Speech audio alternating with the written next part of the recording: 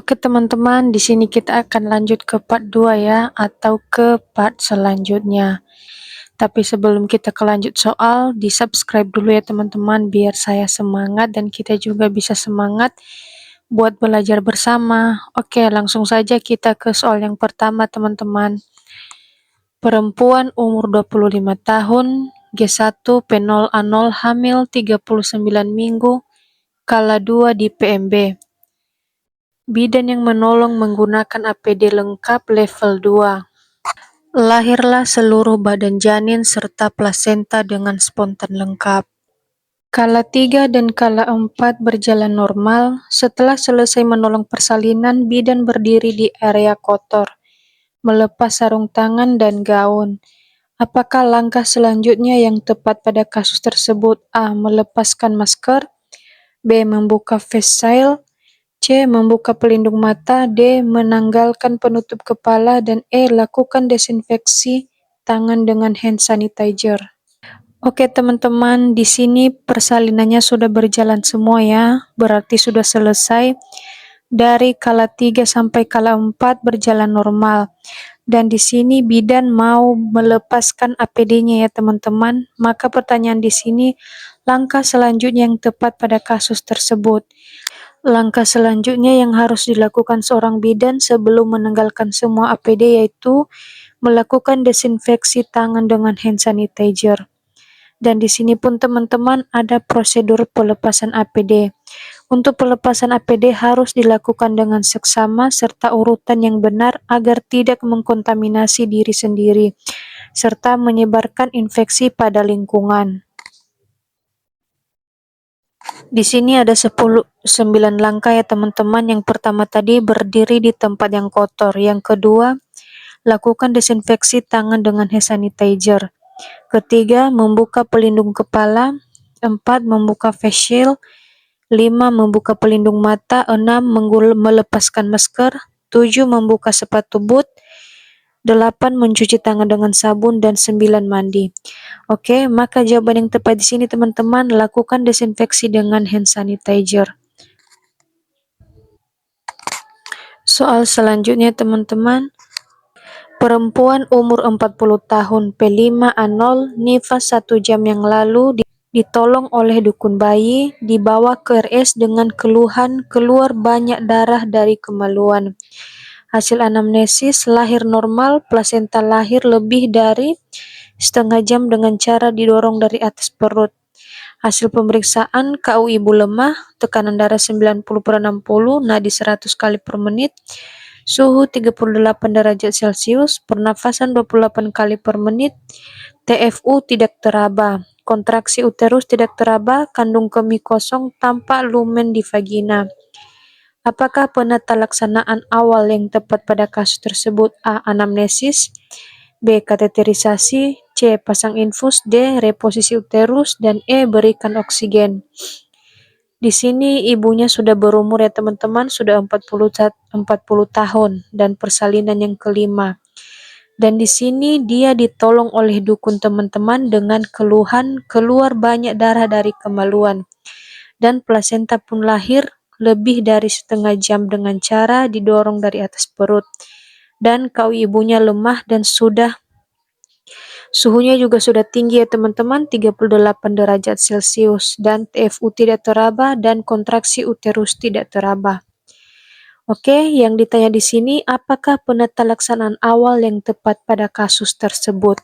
Oke teman-teman, penata laksanaan awal yang harus kita lakukan di sini yaitu memasang infus pada pasien. Kenapa? Karena di sini KU ibu sudah lemah ya teman-teman dan tidak ada kontraksi uterus serta terjadi perdarahan. Maka kita harus memulihkan keadaan ibu dulu sebelum kita melakukan tindakan selanjutnya teman-teman. Maka jawaban yang tepat di sini adalah C ya teman-teman, pasang infus. Soal yang selanjutnya, perempuan umur 38 tahun P3A0 nifas 1 jam di puskesmas dengan keluhan keluar banyak darah dari kemaluan. Hasil anamnesis, ibu merasa pusing, mual, dan keringat dingin. Bayi dan plasenta lahir spontan lengkap, berat lahir 4.000 gram. Hasil pemeriksaan KU lemah, konjungtiva pucat, tekanan darah 80/50, nadi 120 kali per menit, lemah, suhu 36,1 derajat Celcius, pernafasan 30 kali per menit, TFU tidak teraba dan kontraksi uterus lembek, kandung kemih kosong, tidak ada laserasi perineum. Apakah tindakan segera yang tepat pada kasus tersebut? A. Pasang infus. B. Minta bantuan. C. Berikan oksigen. D. Posisi ibu dimiringkan. E. Pantau tanda-tanda vital. Kasusnya di sini teman-teman, ibu 38 tahun, partus yang ketiga. Nifas 1 jam di puskesmas. Keluhannya teman-teman banyak darah dari kemaluan dan KU-nya lemah, sedangkan tensinya cuma 80 dan TFU tidak teraba dan kontraksi uterus lembek.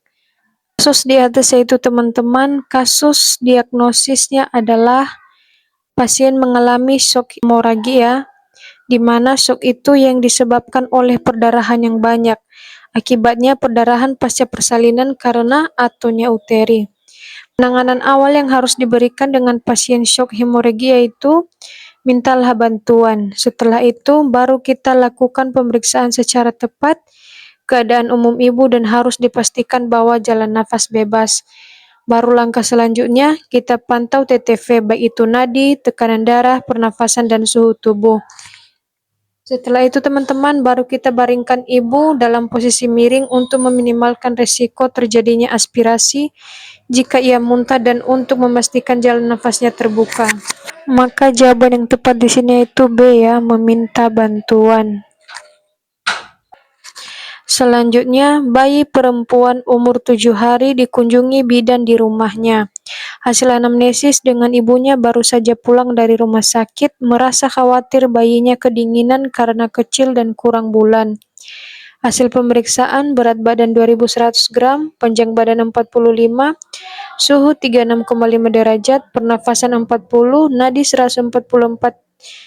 148 kali per menit dan menyusu kuat. Apakah tindakan yang dilakukan sesuai kasus tersebut? A. Perawatan BBL. B. Metode kanguru. C. Inisiasi menyusui dini. D. Bonding attachment. Dan E. KIE pemberian ASI eksklusif. Di sini dari hasil anamnesis, ibunya baru saja pulang dari rumah sakit, merasa khawatir bayinya kedinginan karena kecil dan lahir kurang bulan, di mana berat badannya cuma 2100 gram dan panjang badan 45 cm dan dia menyusui kuat teman-teman. Masalah menyusui tidak ada ya. Maka pertanyaan di sini, apakah tindakan yang dilakukan sesuai kasus tersebut?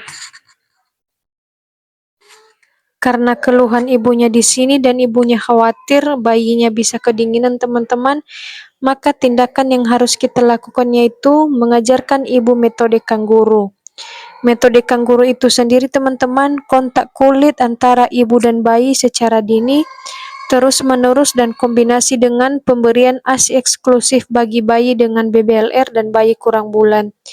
Tujuannya agar bayi kecil tetap hangat, dapat dimulai segera setelah lahir atau setelah bayi stabil, dan dapat dilakukan di rumah setelah bayi pulang dari rumah sakit. Maka jawaban yang tepat di sini adalah B, metode kanguru.